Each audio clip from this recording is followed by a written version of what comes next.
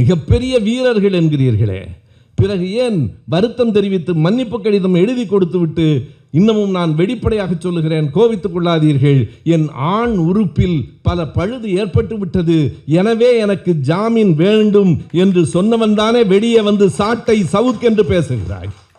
அதுதானே உண்மை. நான் பேசவில்லை. யாரோ எழுதிய பாட்டு, யாரோ இசையமைத்தது. எங்களுக்கும் அதற்கும் தொடர்பில்லை. உனக்கு தொடர்பில்லை என்றால் ஏன் பேசுகிறாய்? நீ எழுதவில்லை என்றால் எந்த கடிசடையாக இருந்தாலும் மேடையில் நீ பேசுவாயா? அதிலும் இந்த மாவீரர் கேட்கிறார், நீங்கள் வெறும் பிள்ளை பூச்சியை பிடித்து விட்டீர்கள், தேள் பாம்பிடம் வருவீர்களா? நீ தேள்தான் பாம்புதான் என்று எங்களுக்கு தெரியும். தேளையும் பாம்பையும் ஒடுக்க வேண்டிய நேரம் வந்துவிட்டது என்பதும் எங்களுக்கு தெரியும். புலி சிங்கம் என்று வேறு தன்னை சொல்லிக் கொள்ளுகிறார். புலிக்கும் சிங்கத்துக்கும் இவர் பேசுவது புரிந்தால் கடித்து குதறிவிடும். யாரை பார்த்து யாரோடு ஒப்பிடுகிறாய் என்கிற கோபம் வரும்.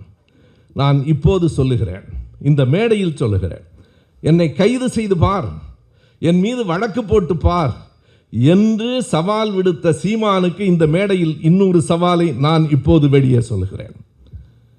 என் கையிலே இருக்கிற அந்த கைபேசியிலே இருக்கிறது, உங்கள் எல்லோர் கைபேசியிலும் இருக்கும்.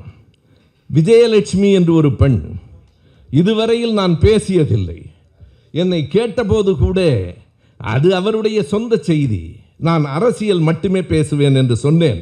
அரசியலை தாண்டி பேச வேண்டிய கட்டாயம் வந்திருக்கிறது. விஜயலட்சுமி பேசுகிறார். என்ன பேசுகிறார்? தொடங்கும் போதே எப்படி பேசுகிறார்?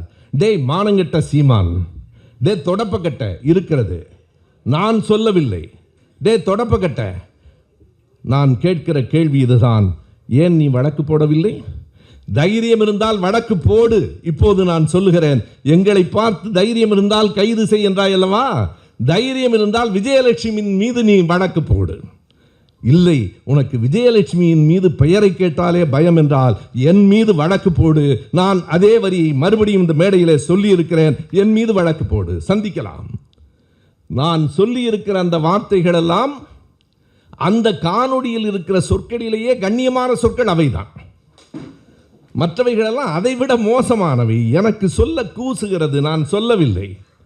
எத்தனை பேர், 2,10,000 பேர் காலையில் கேட்டிருக்கிறான். நம்முடைய தலைவர் தளபதியை பார்த்து அந்த சீமான் கேட்கிறான், உங்களுக்கு வெட்கமாக இல்லையா என்று. நான் கேட்கிறேன், 2 லட்சம் பேர் உன்னை தொடப்பக்கட்ட மானங்கட்டவனேன்னு ஒரு பொண்ணு அழைச்சிருக்கிறாளே, உனக்கு வெட்கமாக இல்லை? உனக்கு சூடு சுரணி இல்லை? நீ ஒரு மானநட்ட வழக்கு போட்டாயா? போட முடியாது. அது மானம் உள்ளவர்கள் மட்டும்தான் அப்படி ஒரு வழக்கு போட முடியும். சீமானால் போட முடியாது. குறைந்தபட்சம் குற்றவியல் வழக்காவது நீ தொடுத்திருக்கிறாயா? விஜயலட்சுமியின் மீது நீ வழக்கு போடவில்லை. நான் மேடையில் பேசுகிறேன், என் மீது வழக்கு போடு, நான் நீதிமன்றத்துக்கு வருகிறேன், உன்னை போல பயந்து நான் உங்கள் அப்படி சொல்லவில்லை, எனக்கு பொருள் தெரியாது என்று ஓடுகிற கோழைகள் அல்ல நாங்கள், கலைஞரின் பிள்ளைகள். நிற்போம், நீதிமன்றத்தில் சொல்லுவேன். நான் சொன்னேன், உண்மைதான். ஆனால் அதை சொன்னது விஜயலட்சுமி என்கிற பெண். அந்த பெண்ணினுடைய ஒலிநாடா என்னிடத்தில் இருக்கிறது என்று நீதிமன்றத்தில் எடுத்து காட்டுவேன்.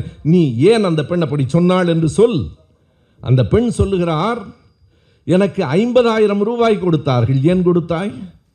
உனக்கு தொடர்பில்லை என்றால் எதற்காக 50,000 கொடுத்தாய்? அதுவும் சாட்டை முருகன் என்னிடம் கொண்டு வந்து கொடுத்தார். சாட்டை முருகன் என்ன தொழில் செய்கிறார் என்று எனக்கு புரியவில்லையே. சாட்டை முருகன் கொண்டு வந்து கொடுத்தார் என்றால் அதற்கு என்ன பொருள்? நண்பர்களே, இவர்கள் என்ன செய்து வைத்திருக்கிறார்கள் என்றால், இவர்களை பற்றி பேசினால் நாளைக்கு சாணத்தையும் மலத்தையும் எடுத்து நம் மீது வீசுவார்கள். ஏனென்றால் அதை தவிர அவர்களிடம் வேறு எதுவும் இல்லை. ஆபாச சொற்களை தவிர வேறு எதுவும் இல்லை.